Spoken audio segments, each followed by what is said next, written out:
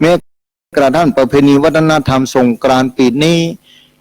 ทั่วทุกภูมิภาคในภาคเหนือตีดีงามนี่คงจะต้องยุติลงไปโดยปริยาย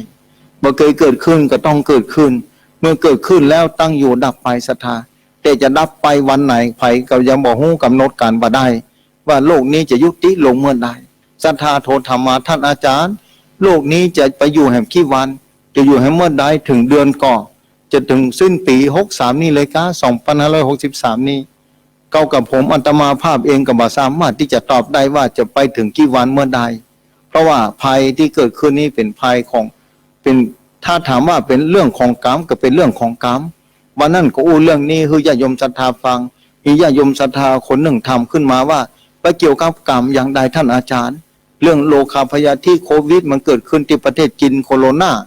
แล้วมันไปเชื่อมโยงกับกรรมจะได้เปิ้นถามขึ้นมาในขณะที่อธิบายบรรยายคือเปิ้นฟังเลยบอกว่ามันเกี่ยวกับกรรมที่โลกมนุษย์คนเฮาถึงวันนี้ขาดความเมตตา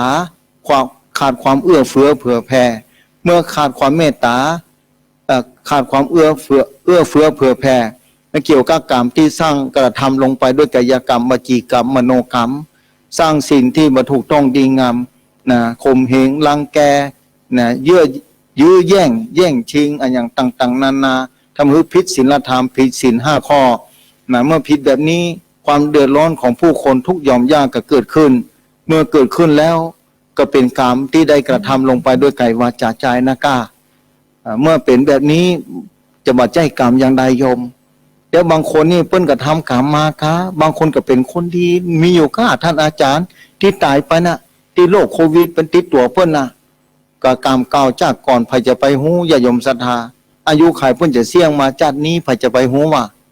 ไผก็บ่ฮู้ว่าอายุจะยืนยาวเท่าใดนักสุดแท้แต่บุญและกรรมตกแต่งเฮามาจากก่อนสร้างมาเท่าใดชาตินี้เนาะเนี่ยถึงวันนี้รอคอยความหวังของผู้คนทุกคนว่าเมื่อใดโลกนี้จะหายซับสูญลงไปเพราะกระทบกระเทือนต่อเศรษฐกิจความเป็นอยู่ทุกหย่อมย่าในประเทศไทยผมว่าเฉพาะประเทศไทยนะศรัทธาสาธุชนท่านผู้ฟังทั้งหลายตามประเทศก็เหมือนกันนะตามประเทศนี่เพิ่นก็เจอนักเหมือนกันตอนนี้โอ้วันวิตกบางประเทศก็ต้องปิดประเทศคัดกรองผู้คนลงจากสนามบินมาทางเรือทางอากาศต้องกลางกรองต้องคัดกรองผู้คนว่าเข้าประเทศบ่คือเข้าแล้วพายุนอกประเทศจะไปฟังปิกมาเตื้อรอให้โลกนี้สงบลงไปก่อนถ้าโลกนี้โรคานี้สงบลงไปแล้วค่อยปิกมาบางคนก็น้อยอกมองใจอยู่ต่างประเทศปุ่นโทรหาการปูจาการบอกว่าจะไปไหนเนออยู่ฮันเนอแบบนี้เป็นต้นญาติโยมศรัทธาสาธุชนนี่สถานการณ์ปัจจุบันนี้ขอญาติโยมศรัทธาพยายามเนอประคับประคองจิตใจดูแลร่างกายของตัวเก่าไว้บ่ฮือพลาดพลั้งนะอยู่กับตีกับจองแต่ด้วยบุญด้วยกุศลบางคนอาจจะบ่เป็นหยังนะอายุขัยต้องอยู่ต่อไปก็บ่แน่ละอ่อนไปก่อนก็มีคนเฒ่าไปก็มีทุกอย่างบ่แน่นอนนี่เป็นสัจธรรมที่พระพุทธเจ้าค้นพบนะสัจธรรมที่พระสัมมาสัมพุทธเจ้าได้ค้นพบในโลกนี้เนี่ยโลคาพยาธิได้มาเยือนคนในโลกนี้ต่างคนต่างหวั่นวิตกกลัวกันเป็นแถวเพราะกลัวต่อมรณะภัยมรณะกรรมที่เกิดขึ้นนั่นคือความตายเมื่อความตายมาเยือนคนที่ทำความดีมาเต็มที่อย่างที่บอกแต่เจ้าไปฟังสถานีภาคเจ้าเมื่อเจ้าก็บอกแล้วคนที่ทำความดีนั้นย่อมบ่หวั่นไหวคนที่ทำความดีนั้นเมื่อเข้าใจแจ่มแจ้งเรื่องสุขภาพร่างกายเรื่องความเป็นไปของธาตุขันธ์ความเป็นไปของชีวิตบางคนก็บ่หวั่นไหวบางคนก็บ่ท้อแท้บางคนก็บ่หวั่นวิตกพร้อมต่อสู้ครับโรคภัยแคบใจที่เข้ามาจะมาในลักษณะใดก็ตามบางคนพร้อมที่จะตายเวลาไหนก็ได้คนพร้อมแบบนี้บ่เครียดคนพร้อมแบบนี้บ่กังวลทำมาหากินไปเรื่อยๆตายจะมันท่านอาจารย์เกิดมาก็ต้องตายอยู่แล้วมีวันนั้นโยมโทรมาคนหนึ่งตายวันพุธผมก็พร้อมตายวันนี้ผมก็พร้อมวันฮือก็พร้อมมันจะตายก็ตายแต่ผมจะต้องทำมาหากินเนี่ยผมจะต้องเลี้ยงดูครอบครัวผมจะต้องเลี้ยงลูกเลี้ยงเต้าทำมาหากินดีแล้วก็โยมถ้าคือใดแบบนี้นั่นน่ะท่านอาจารย์ผมก็ฟังวิทยุเป็นบางเจ้าฟังวิทยุเป็นบางค่ำคืนฟังธรรมะเอามาประพฤติปฏิบัติตามแล้วทำให้ผมโปร่งได้เมื่อผมโปร่งได้แล้วก็ชื่นอกสบายใจเมียผมนี่ก็กังวลเหมือนกันวันนั้นก็อู้หูเพิ่นฟังนี่ โยมเปิ้นโทรมาแบบนี้อาตมาพอได้ฟังแบบนี้ชื่นอกบานใจกับโยมคนนี้เปิ้นบอกว่าปล่อยวางได้ผมจะต้องทำมาหากินไปเรื่อยๆแต่การทำมาหากินของผมก็ต้องยุบชะงักประยุกต์ชะงักอย่างใดโยมเพราะว่าโอ้บัดนี้การค้าการขายขจะส่งไปขายห้านขายนี่บ่ได้ท่านอาจารย์เปิ้นปิดตีปิดตังปิดบริษัทปิดสถานที่ต่างๆเกี่ยวข้องกันไปหมดเลยศรัทธาจะเห็นได้ว่าภัยที่เกิดขึ้นเกี่ยวข้องกันไปหมดเพราะว่าการค้าเศรษฐกิจมีแค่โรคภัยไข้เจ็บเกิดขึ้นความผันผวนเรื่องความเป็นอยู่วิถีชีวิตจะต้องอิงอาศัยปัจจัยตั้งสี่ต้องกินข้าวแล้วนะเครื่องนุ่งห่มบ่ได้เพราะว่ามีหลายชุดบ่ต้องไปซื้อเนอะบ่ต้องไปซื้อคือมันเสียเวลาเสี่ยงสตุ้งสตังเก็บไว้ใจนะบางคนมี100 ชุดบางคนมี20 ชุด30 ชุดเอาไว้หั่นก่อนซักเอาคือมันสะอาดสะอ้านก็เอาละนะญาติโยมศรัทธานะเอาไว้ใจยามจำเป็นตอนนี้เงินฝืดเครื่องเศรษฐกิจปั่นป่วนเพราะฉะนั้นใจเมื่อจำเป็นแต่นะศรัทธาขอญาติโยมศรัทธาฟังดีๆเนอะใจเมื่อจำเป็นแต่จะไปจกใจไปเลยไปเถยสุร่ายบ่เอามันลำบากคือตัวเก้านะทางพุทธศาสนาเพิ่นบอกพระเจ้าอยู่หัวองค์รัชกาลที่9เพิ่นก็บอกว่าเศรษฐกิจพอเพียงถ้าเราพอเพียงแล้วสบายใจเมื่อจำเป็นนะอันอย่างที่จำเป็นต่อชีวิตเครื่องนุ่งห่มเราก็มีแล้วนะคงบ่ลำบากเท่าใดนักแต่ละคนเนาะดูสภาพความเป็นไปของปัจจุบันนี้แต่เรื่องอาหารการกินนี่นะอาหารการกินนี่ปัจจัยทั้งสี่มาเป็นอันดับน้ำก็ดีอาหารที่จะต้องหล่อเลี้ยงชีวิตนี่มีความจำเป็นศรัทธาต้องดูแลต้องคัดกรองให้ดีๆให้เป็นประโยชน์กับตัวเก่าว่าแหล่งอาหารเราจะต้องดูแลว่าอยู่จะได้เป็นจะได้อันนี้มีความจำเป็นต่อชีวิตญาติโยมศรัทธาเป็นห่วงญาติโยมศรัทธาแต่บางคนถึงกับวิกับวายกินมาได้นอนมารับโทรมาก็เลยบอกว่าเพิ่นก็ฟังวิทยุนั่นแล้วเพิ่นถึงโทรมาถามเขาบอกดีแล้วโยมโทรมาบ่ต้องไปกังวลเนอะนะอยู่ดำเนินไปแบบนี้แหละทำไปแต่ก็คือระวังผู้คนที่เดินทางสัญจรไปมาไปใกล้ไปไกลในหัวในเวียงก็ดีผู้คนที่อยู่ในเมืองก็ดีก็บ่ต้องตื่นตระหนกตกใจแต่คือมีความบ่ประมาทเกิดขึ้นแต่จะไปใช้ชีวิตด้วยความประมาทบ่คือประมาทเป็นว่าความประมาทเนี่ยเป็นสิ่งที่ดีที่สุดแม้พระพุทธเจ้าเพิ่นก่อนจะปรินิพพานนี้บอกแก่ ขออภัยบอกแก่พระภิกษุสงฆ์พุทธบริษัทที่เข้าเฝ้าพระองค์ตอนที่พระองค์จะเข้าสู่มหาปรินิพพานนะบอกว่านะชีวิตนี้มีความจำเป็นทุกอย่างบ่เที่ยงเพราะฉะนั้นอัปปมาเทนะสัมปาเททะเพิ่นบอกว่าความบ่ประมาทจงยังความบ่ประมาทให้ถึงพร้อมเป็นพระวาจาครั้งสุดท้ายของพระสัมมาสัมพุทธเจ้าจะเข้าสู่มหาปรินิพพานต้องขึ้นพอญาติโยมศรัทธาสาธุชนท่านผู้ฟังทั้งหลาย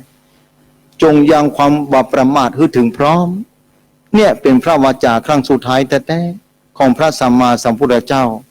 ตอนนี้ต้องใช้นำมาใช้ความบ่ประมาทเป็นเลิศที่สุดการใช้ชีวิตถึงวันนี้นะเพราะว่าจะไปอยู่ด้วยความประมาทจงอยู่ด้วยความบ่ประมาทเมื่อเราอยู่ด้วยความบ่ประมาทนั่นแหละความปลอดภัยจะมีสูงนะความปลอดภัยจะเกิดขึ้นสูงถึงวันนี้ต้องระแวดระวังเนี่ยธรรมะของพุทธเจ้าใจได้ตลอดกาลแม้กันเวลามันจะผ่านไปแล้วผ่านไปเมื่อนานจะได้ก็ตามศรัทธาผ่านไปเมื่อจะได้ก็ตามแต่ว่าสถานการณ์ถึงวันนี้ต้องใจความไม่ประมาทความบ่ประมาทนี่ต้องถึงพร้อมเมื่อความบ่ประมาทถึงพร้อมเนี่ยเก้ากับพรหมตมาภาพรับประกันว่าศรัทธาจะต้องอยู่รอดปลอดภัยแน่นอนบ่ประมาทจะต้องใช้จะได้ตั้งแต่เจ้าวันค่ำการเวลาได้ผ่านไปศรัทธาสาธุชนท่านผู้ฟัง การเวลาได้ผ่านไปนะผ่านไปแล้วผ่านไปเล่าชีวิตวันหนึ่งผ่านไปแล้วเขาจะใช้ชีวิตอย่างไรใช้ชีวิตด้วยความประมาทคือหมั่นดูแลจิตใจคือมั่นคงก่อนด้วยการไหว้พระสวดมนต์ภาวนาด้วยการทำบุญสุนทานถวายเข้าพระพุทธนั้นนึกถึงคุณพระพุทธเจ้าแค่พุทโธนี้เอาก็นึกถึงพระองค์ท่านที่ได้ตรัสรู้อนุตตรสัมมาสัมพุทธิญาณมา ขออภัยเนอะมันแอร์อากาศมันเย็นต่างห้องส่งต้องขออภัยแต่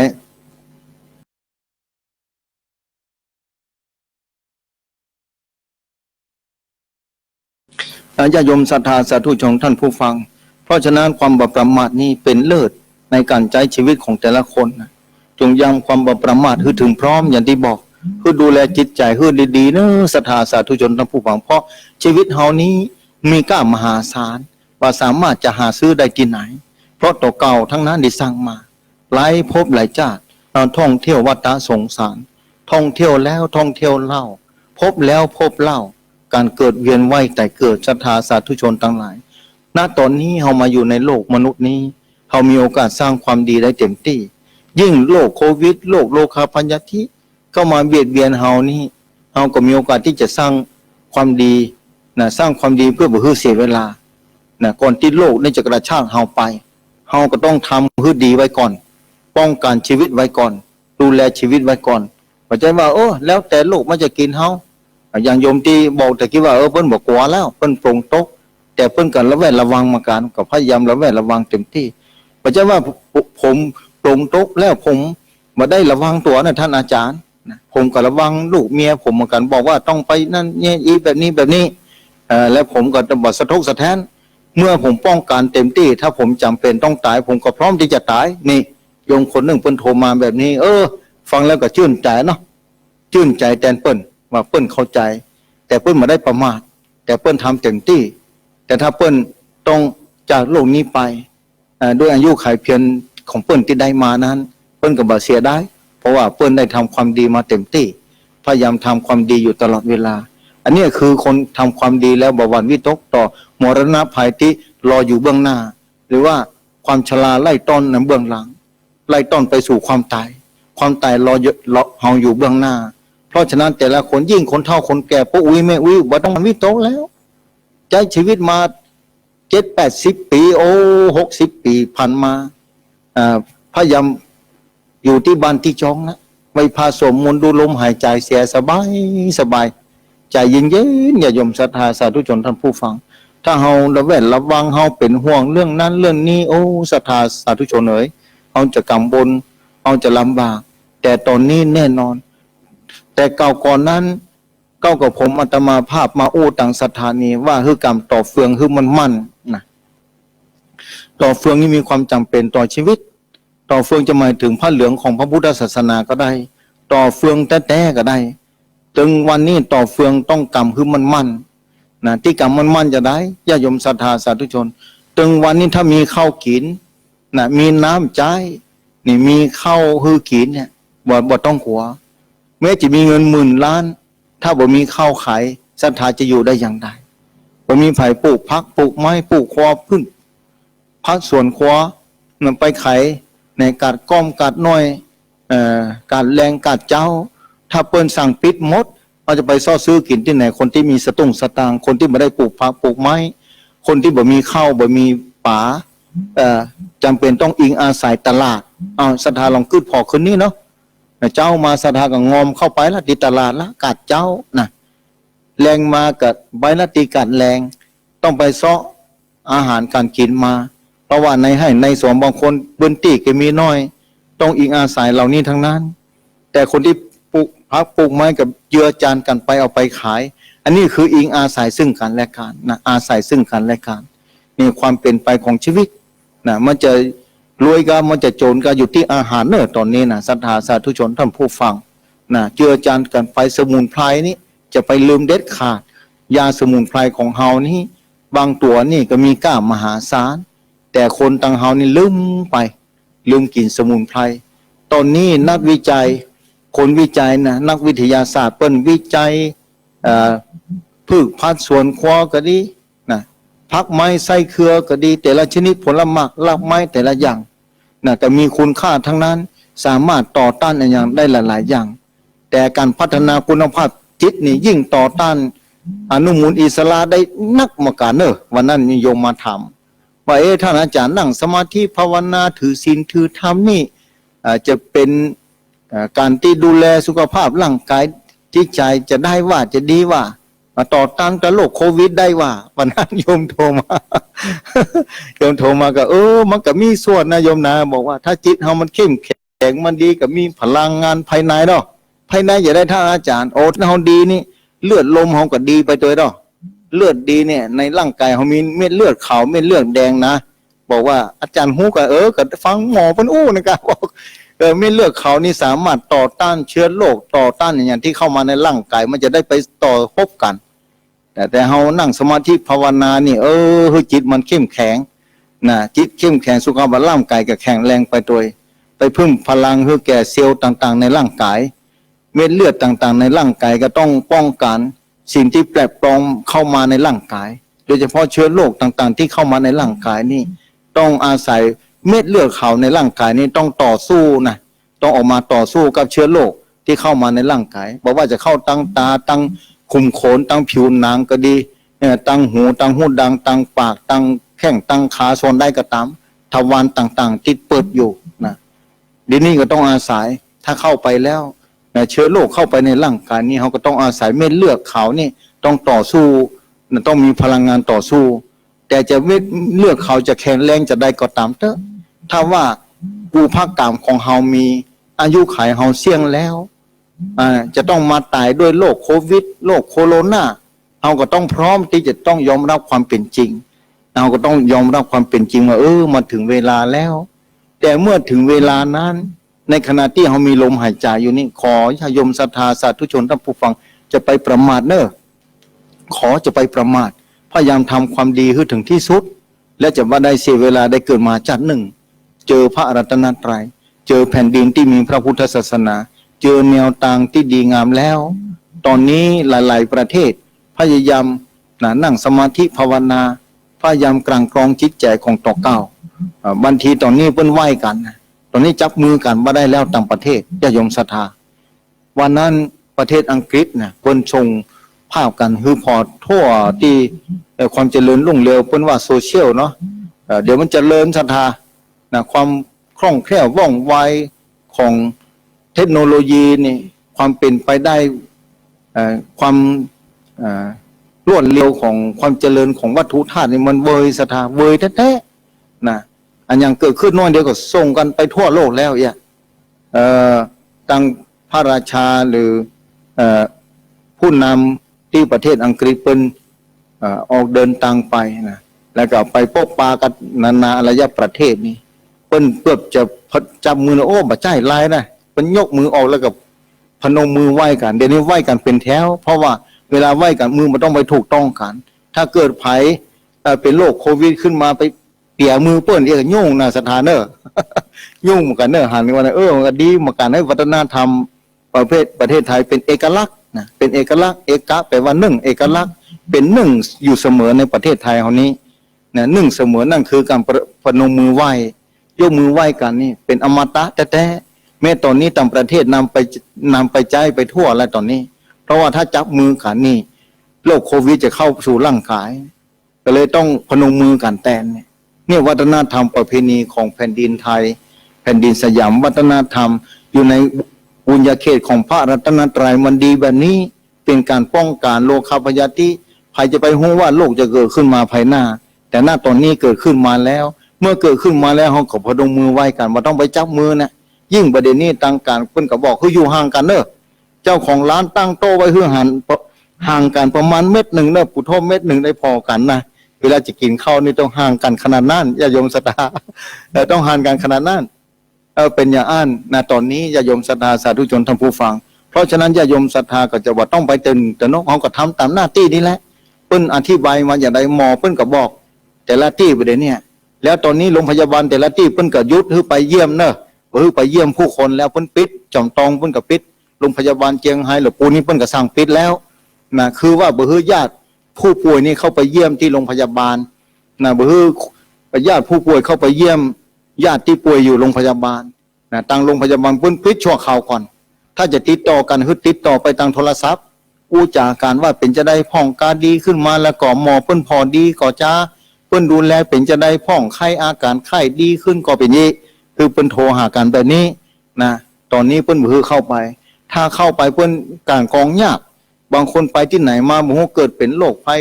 เข้าไปมันจะกระจัดกระจายไปทั่วเลยเพิ่นระวังถึงขนาดนี้ญาโยมศรัทธาสาธุชนแต่ตอนนี้เนี่ยหลายที่ปิดตะกี้ผ่านมาถนนตะกี้สถานที่กล้าขายก็ย่อมบัดปิดเตื้อก็มีเนอะอย่าง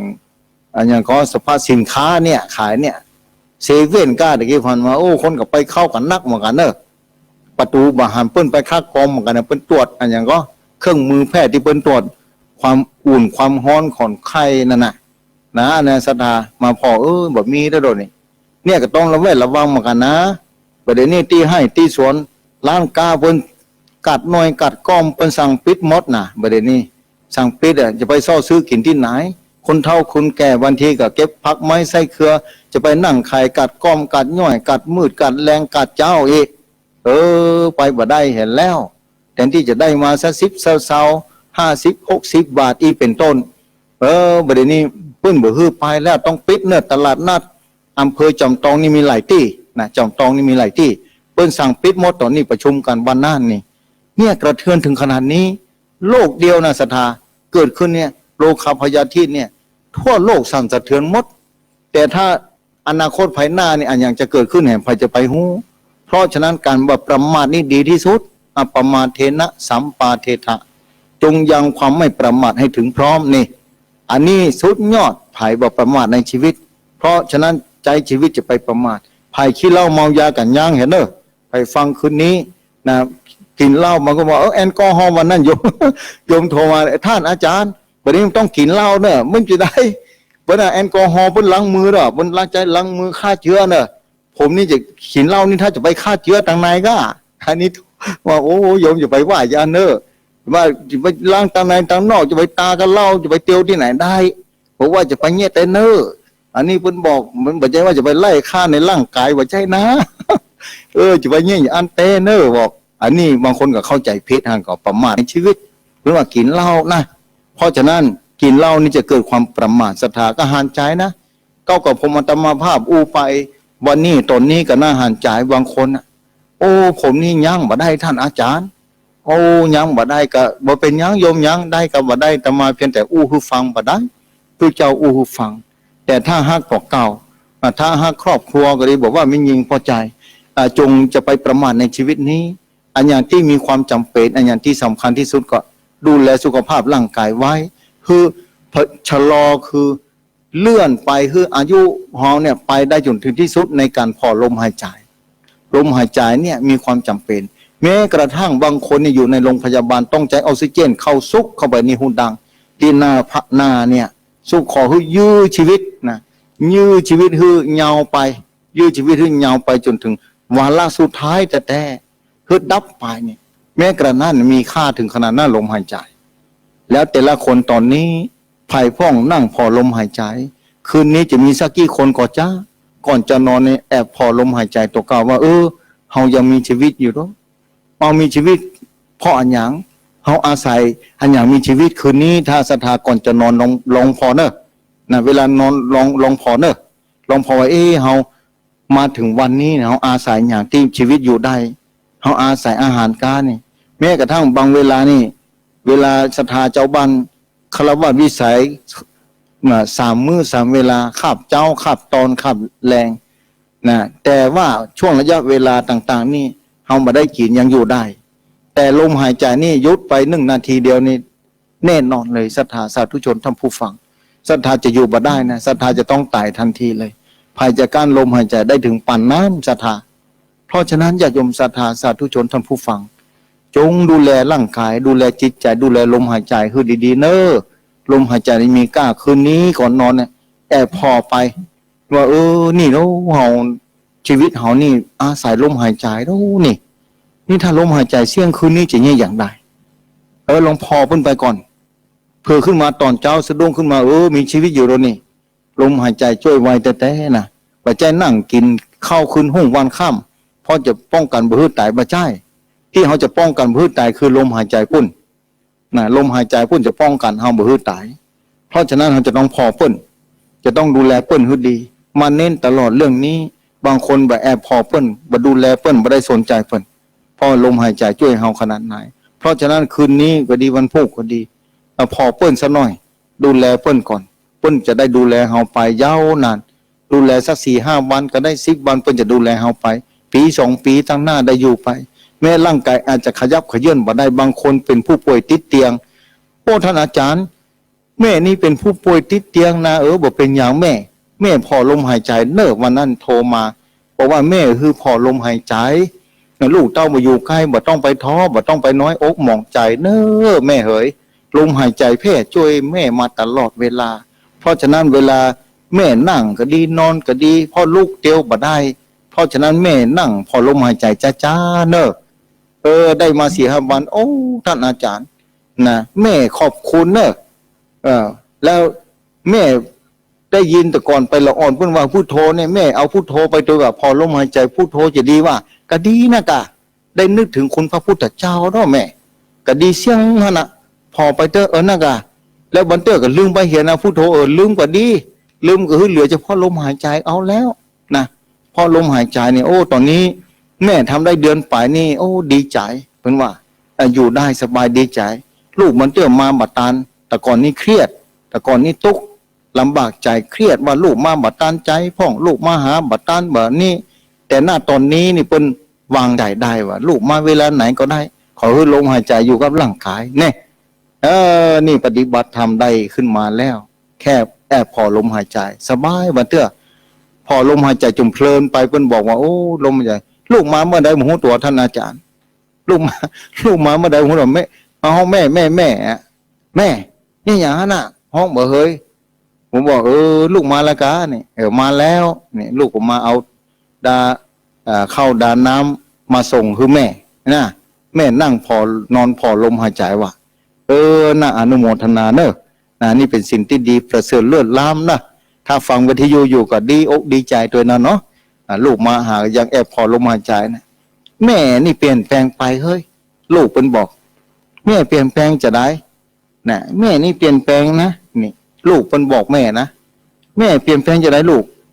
กับกูเตื้อนี่ลูกมาตันแม่จมเนาะแม่ด่าแม่ว่าประเดี๋ยวแม่อย่างห้องมาเตื้อบดบ่หูตัวแม่พิษปกติไปนะแม่ขึ้นนักกะแม่น้อยใจแม่มองใจกะบ่ใจลูกนะแม่ฟังสถานีวิทยุปุ่นบอกคือพอลมหายใจอีนะ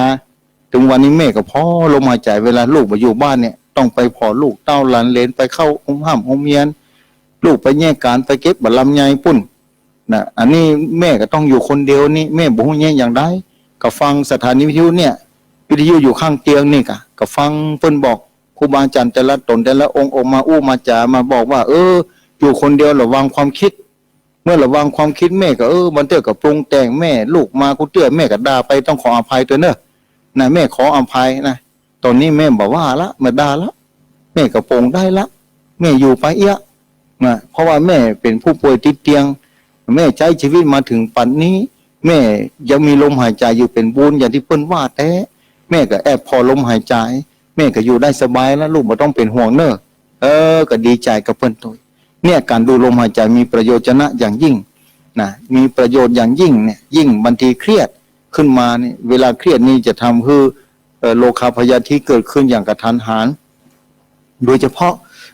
โรคกระเพาะที่จะโดยมาแต่โยมคนนี้เพิ่นสามารถทำได้ก็น่าอนุโมทนาเนอะน่าอนุโมทนากับโยมคนนี้ถ้าฟังวิทยุอยู่ก็เป็นโชคดีของลูกเพิ่นไปตัวโชคดีของแม่เพิ่นตัวว่าเพิ่นฟังวิทยุมาโดยตลอดก็บ่เสียเวลาทานไฟฉายที่ใส่ในวิทยุน่ะที่เสี่ยงไปทีละก้อน2ก้อน3ก้อนก็บ่เสียเวลามีกล้าทานไฟฉายเหล่านี้ใจแล้วมีกล้าทำให้เพิ่นสามารถอยู่ได้คนเดียวได้แม่ลูกจะมาจ้ามาลูนก็ดีอาจจะจ้าไปพ่องแต่แม่นั่งเฝ้าพอลมหายใจไปด้วยความชุ่มเย็นเป็นสุขศรัทธาสาธุชนทั้งหลายอันนี้เป็นเรื่องประเสริฐเลิศล้ำแต่บางคนเนี่ยจะให้ลูกเฝ้าตึงว่านกับบ่ได้เพิ่นบอกลูกต้องออกไปทำมาหากินแต่ว่าแต่หน้าตอนนี้ญาโยมศรัทธาสาธุชนท่านผู้ฟังบางทีลูกออกไปไหนบ่ได้ไปประกายเท่าใดก็ฟังปิกมาหาแม่เพราะว่าอันนี้สงของแม่ที่พอลมหายใจกำโนพุทโธไปในตัวแต่เมื่อความจุ่มเย็นของลูกก็เกิดขึ้นเพราะว่าบอกคือเปิ้นแผ่เมตตาคือลูกตัวเปิ้นก็ทำแผ่เมตตาลูกก็ได้รับความจุ่มเย็นจากแม่จากที่เปิ้นเคยด่าจากที่เปิ้นเคยว่าจากอารมณ์งุนงิดจากความเครียดฉีนหน้าบึ้งตึงที่มาถึงแล้วก็กินข้าวบะลามกินนี่มันบ่เหมือนเก่าแล้วมาตอนนี้นะ ทำให้ลูกก็มีความ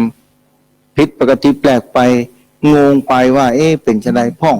แม่กึดบ่ม่วนบ่งามใจบ่อู้บ่ปากบ่จ๋าบ่เหมือนตะกอนละเนี่ยใครคือแม่ด่าหมอกะคือได้ใจก็ดีแล้วแม่พอฮู้ว่าแม่นั่งพอลมหายใจเพิ่นก็ชื่นอกบานใจดีอกดีใจอันเนี้ยการพอลมหายใจทำให้จิตใจเยือกเย็นลงไปศรัทธาสาธุชนท่านผู้ฟังก็ดีใจเนาะเพิ่นฟังวิทยุมาโดยตลอดนะบอกวิทยุมีคุณค่าสำหรับคนที่ซื้อถ่านไฟฉายมาจ่ายแล้วก็มานอนฟังบ่อินดูเพิ่นเนาะญาติโยมศรัทธาที่ใดก็ตามที่อยู่ที่บ้านที่ช่องบางทีญาติโยมศรัทธาจะต้องทำมาหากินก็หันจ่ายเนี่ยศรัทธาตอนนี้เพราะฉะนั้นจะไปใช้ชีวิตโดยความประมาทเนอะจงใช้ชีวิตด้วยความประมาทตั้งอกตั้งใจเนอะศรัทธาเนาะตั้งอกตั้งใจดูแลชีวิตตัวเขาขึ้นดีนะดูแลร่างกายขึ้นดีเพื่อจะได้ใจไปทางหน้าเงากายไปใจจะได้ไว้ได้สาคุณพระรัตนตรัยสวดอิติปิโสพาหุงมากาสวดไปเรื่อยๆแบบนี้ญาติโยมศรัทธาสาธุชนท่านผู้ฟังนะเพราะฉะนั้นญาติโยมศรัทธาที่ฟังรายการก็ต้องดูแลสุขภาพจิตสุขภาพใจไปตัวสาธุชนท่านผู้ฟังต่างหลายสักกรรมหนึ่งเดี๋ยวท่านพระครูก็เข้ามาในนี่แล้วนะเข้ามาทางห้องส่งนะจะได้เวลาอุจจาภาษาธรรมในช่วงต่อไปสักกรรมมันจะเตรียมตัวพร้อมนะถ้าเตรียมตัวพร้อมแล้วนะญาติโยมศรัทธาก็จะได้ฟังการอุจจาสนทนาธรรมกันไปนะเป็นบรรยากาศที่อุจจาสนทนาธรรมอาตมาภาพมาเก้ากับผมอาตมาภาพกับว่าไปตนเดียวเหมือนกับเป็นลูกเป็นหลานเป็นญาติกาพี่น้องนะเป็นครอบครัวที่ใหญ่ในคลื่นสีเขาเพื่อเจ้าประชาทุกสถานีด้วยกันนะเป็นครอบครัวที่ยิ่งใหญ่เป็นลูกเป็นหลานเป็นลูกเต้าหลานเลนอูจากระพ่อกับแม่ญาติกาพี่น้องเป็นกัลยาณมิตรซึ่งกันและกันยันท่านพระครูสถิตสารคุณวัดหนองผาขาวเคยอู้ยุมเป็นประจำว่ากัลยาณมิตรเนี่ยเป็นสิ่งที่ดีงามแต่พ่อแม่เป็นกัลยาณมิตรคือลูกเต้าหลานเลนลูกเต้าหลานเลนก็เป็นกัลยาณมิตรคือพ่อแม่พ่ออุ้ยแม่อุ้ยเพื่อนฝูงก็เป็นกัลยาณมิตรต่อกันเพื่อนสนิทมีสหายสร้างความดีสร้างความงามอันนี้เป็นกัลยาณมิตรต่อกันอย่างค่ำคืนนี้เมื่อการได้เวลานะได้เวลาตอนนี้นะญาติโยมศรัทธาก็จะได้กลับไปสาราธนาจะไปสู่ช่วงอุจจาภาษาธรรมเนาะญาติโยมศรัทธาสาธุชนท่านผู้ฟังเมื่อจะเข้าสู่อุจจาภาษาธรรมนั้นตอนนี้ท่านพระครูสถิตสารคุณวัดหนองผาขาวได้เดินทางมาถึงห้องส่งเป็นที่เรียบร้อยนะพอเวลาแล้วจะเข้าสู่3 ทุ่มพอดีจะต้องกลับไปสาราธนานะท่านพระครูสถิตสารคุณวัดหนองผาขาวตำบลน้ำดิบอำเภอป่าซางจังหวัดลำพูนและท่านพระครูกัลยาณประโมทวัดม่อนห้วยแก้วอำเภอดอยหลอดจังหวัดเชียงใหม่เข้าสู่อุจจาภาษาธรรมในโอกาสนี้กราบไหว้สาราธนาท่านพระครูครับผมขอถวายความเคารพนอบน้อมแด่พระรัตนตรัยขอถวายความเคารพแสดงความนับถือมายังครูบาอาจารย์ของสังฆเจ้าที่ฟังรายการอยู่ที่วัดที่วาทุกรูปทุกตนทุกองค์ด้วยความเคารพและนับถือเป็นอย่างสูงยิ่งขอแสดงความนับถือมายังท่านอาจารย์วรรณชัยชยานันโทพร้อมกับท่านพระครูกัลยาณประโมทที่อยู่ห้องส่งร่วมกันณขณะนี้ด้วยความนับถือครับผมขอความผาสุกห่มเย็นและความเจริญในธรรมจึงได้บังเกิดมีกมลบรรดาศรัทธาท่านสาธุชนพ่อแม่เฒ่าแก่พ่ออุ้ยแม่ม่อนปีป้าน้าอาลูกเต้าหล่อล้านจู้ผู้จู้คนจูใหญ่น้อยใจยิงที่เปิดเครื่องวิทยุรับฟังอย่างรายการธรรมะจะยอดดอยจบลงไปในตอนนี้จะเข้าสู่รายการอุจจาภาษาธรรมโดยกล่าวกับผมพระอาตมาภาพพระครูสถิตสารคุณเจ้าวาดวัดหนองผาขาวตำบลน้ำดิบอำเภอป่าซางจังหวัดลำพูนพร้อมก็ได้ท่านพระครูกัลยาณประโมทเจ้าวาดวัดม่อนห้วยแก้วและก็อยู่ห้อมต่อไปก็คือท่านพระอาจารย์วรรณชัยชยานันโทวัดพุทธศรีกรีประจำตองเชียงใหม่ซึ่งเป็นประจำทุกค่ำคืนของวันติดทั้ง3 รูปก็จะได้มาปะพบกับบรรดาท่านผู้ฟังทั้งหลายครูบาอาจารย์พระสงฆ์องค์สังฆสามเณรพระสงฆ์สามเณรตลอดจนถึงอุบาสกอุบาสิกาศรัทธาญาติโยมเพื่อนกัลยาณมิตรกัลยาณธรรมทั้งหลายซึ่งวันนี้ก็ถือว่าพบปะกันในรายการอุจจาภาษาธรรมซึ่งค่ำคืนนี้ตรงกับคืนวันที่23 เดือนมีนาคมปีพุทธศักราช 2563ซึ่งก็เป็นประจำทุกค่ำคืนวันอาทิตย์เราจะได้มาพบกัน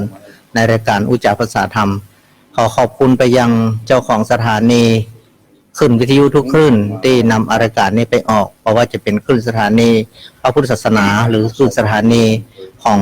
ศรัทธาสาธุชนทั้งหลายที่ได้มีเมตตากรุณาเอารายการนี้ไปออกเพื่อให้ไปถึงยังศรัทธาสาธุชนทั้งหลายได้รับฟังรับทราบกันธรรมะนำธรรมคำสั่งสอนตังพระพุทธศาสนาย่อมจะทำให้ผู้ได้ยินได้ฟังนั้นเกิดความปิติอิ่มเอิบเอิกบานใจเกิดสติเกิดปัญญาเกิดขึ้นที่หล่อล้อมจิตใจของคนเพื่อเป็นคนดี จากการที่เราได้รับฟังแล้วได้มาคบคิดพิจารณาหันว่าเป็นสิ่งที่ดีงามก็นำไปประพฤติปฏิบัติสังคม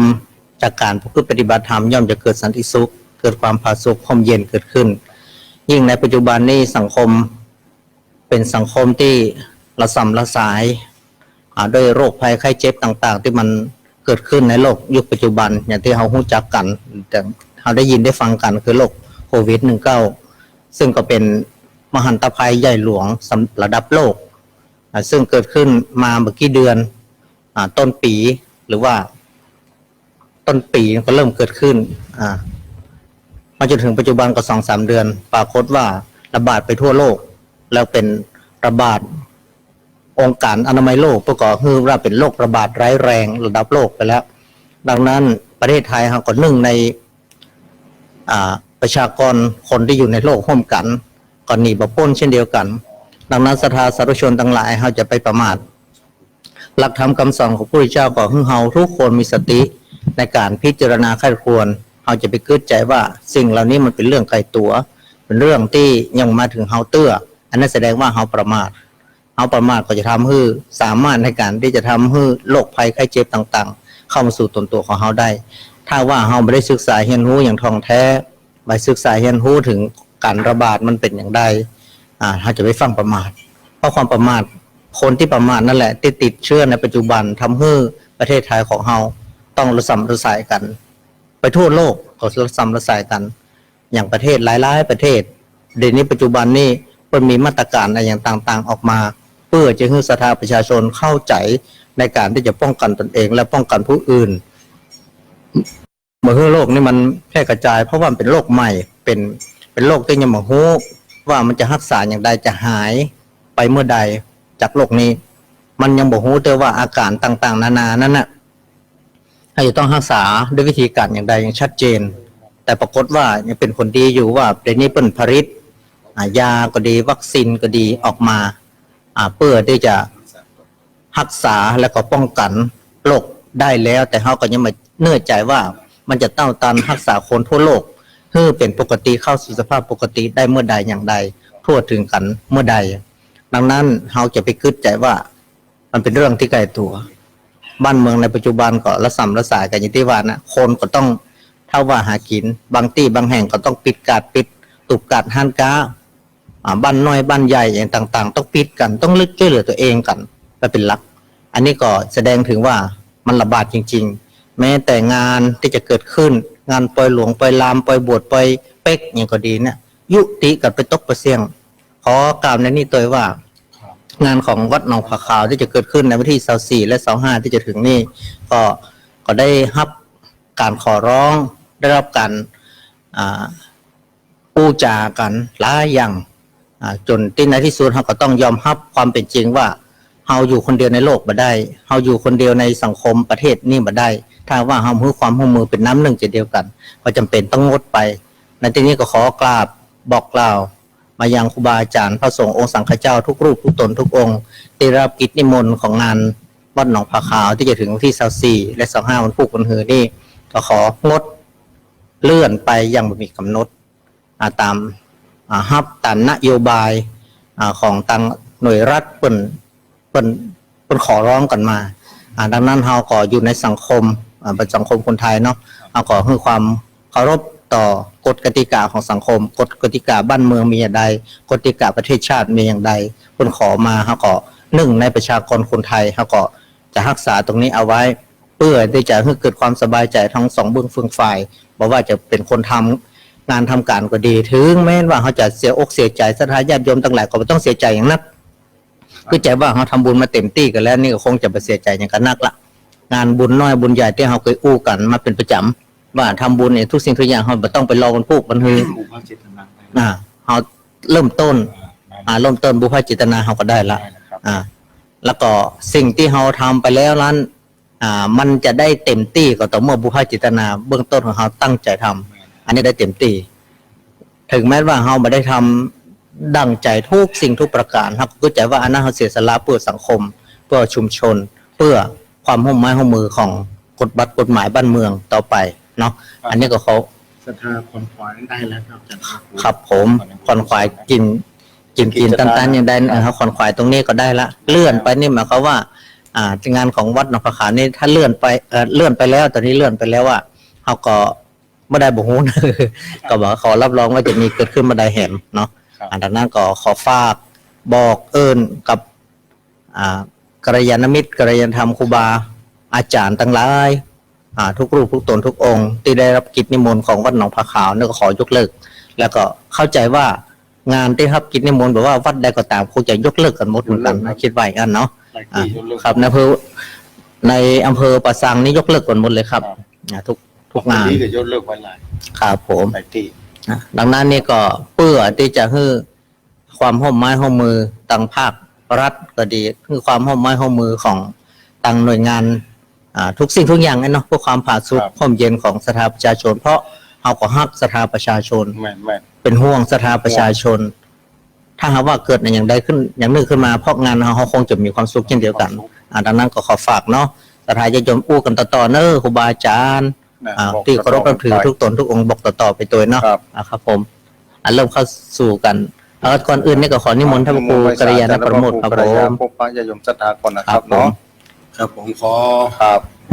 น้อมถวายความเคารพพระสงฆ์ครูบาอาจารย์เจ้าจู้ตนจู้องค์ที่รับฟังรายการขณะนี้ขอไหว้สาอาจารย์ทั้งสองครับผมครับผมเจริญพรศรัทธาญาติโยมทั้งหลายเนาะที่ฟังรายการมาแล้วตั้งแต่ต้นหัวทีที่อาจารย์วรรณชัยเข้ารายการแล้วต่อไปก็อาตมาทั้งสามก็จะเข้าสู่ช่วงสนทนาธรรมร่วมกันซึ่งวันนี้เต่าที่ฟังกันมาผู้ซื้อจะค่อยเคร่งเครียดนั่นบรรยากาศสิ่งแวดล้อมมันเป็นตัวกระทบเนาะมันทำให้คนเฮาอยู่ในแวดวงสังคมเหมือนที่ท่านอาจารย์พระครูว่ามันเวลาเมื่อสุดแต่ดินฟ้าอากาศเมื่อมันมีผลกระทบต่อเฮาเนี่ยมันก็ยังมีกันเจ็บไข้ได้ป่วยก็ดีทำให้สภาวะร่างกายอารมณ์เปลี่ยนแปลงไปได้ฉะนั้นเหตุการณ์บ้านเมืองซึ่งมันเป็นเรื่องของคนต่างๆที่เหตุการณ์ต่างๆที่เกิดขึ้นเมื่อมันมีการกระทบข่าวสารข้อมูลบ่อยๆก็ทำให้คนต้องมีสภาวะจิตที่คอยคิดคอยเกิดต่างความวิตกกังวลห้องความภาวะห้องมันก็ต้องมีนะครับเพราะว่าที่สำคัญของเรามีสติใช่เอาไว้ตั้งมั่นแต่และทำอย่างก็คือข่าวสารข้อมูลต่างๆส่วนมากมันจะเป็นเชิงลบนักกว่าเพราะว่าเราดูข่าวสารตึงมันทุกสิ่งทุกอย่างเนี่ยมันควรจะปูเรื่องโรคระบาดไปเชิงบวกมีน้อยครับแม้แต่ข่าวสารตึงวันเราจะพอว่ามันมีแค่เรื่องร้ายๆออกมาแล้วคนก็สนใจเรื่องดีๆนะก็มีแต่ว่ามันแบบเป็นแต่เรื่องที่มันหายนั่นก็จะเป็นครูของเราระมัดระวังแต่ครูสอนเราจะได้ประมาทสติจะได้ประมาทว่าประเด็นนี้มันมาถึงที่ไหนอย่างใดแล้วใกล้ตัวเฮามาติ๊กอย่างหลายโรคที่มันระบาดที่ผ่านมาเนาะเอาก็ใจว่ามาถึงเฮาโรคแต่ละโรคมันก็มันจะเหมือนกันเป๊ะอาการมันก็จะเหมือนกันการดูแลรักษากับเจ้าซึ่งโรคในปัจจุบันนี่คือโรคโควิด-19เนี่ยมันเป็นโรคที่ใหม่ล่าสุดในโลกมันเกิดขึ้นปรากฏในโลกเป็นลักษณะแบบนี้เดือนนี้มาได้ครับแต่พอเกิดมาพบกับพลาดชีวิตผู้คนไปแบบนี้ก็สั่นสะเทือนกันไปทั่วโลกเพราะแพร่ทั้งโลกเลยนะแพร่ไปพูดประเทศอ่ะถ้าบอกป้องกันนะบางประเทศถึงกับต้องกรี๊ดเนี่ยแต่เฮาอู้ว่าเมื่อประเทศเฮาประเทศไทยเฮาเนี่ยเมื่อเป็นแบบนี้แต่ก็จะไปตกตื่นตระหนกจนถึงกินมาได้น้องมันน้ำครับแต่คือมีสติแม่นเพราะว่าจะไปประมาทสังคมอย่างสังคมมันนอกมันเป็นสังคมที่ไม่ใช่แออัดเกินไปนะถ้ามันเป็นเมืองหลวงเมืองที่แออัดคนพลุกพล่านคนเข้าออกนักน่ะนั่นก็ต้องระวังนะ